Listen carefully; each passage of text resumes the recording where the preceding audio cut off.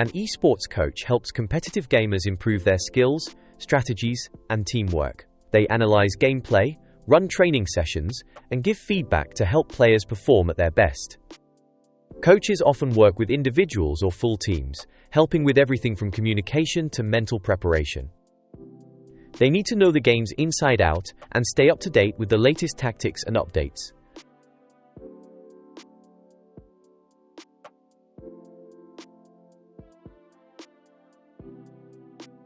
The yearly salary of an esports coach can vary depending on experience, the level of the team, and whether they work freelance or for a big organization.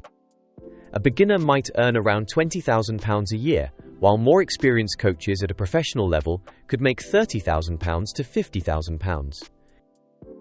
In top-level international competitions, some coaches may earn even more.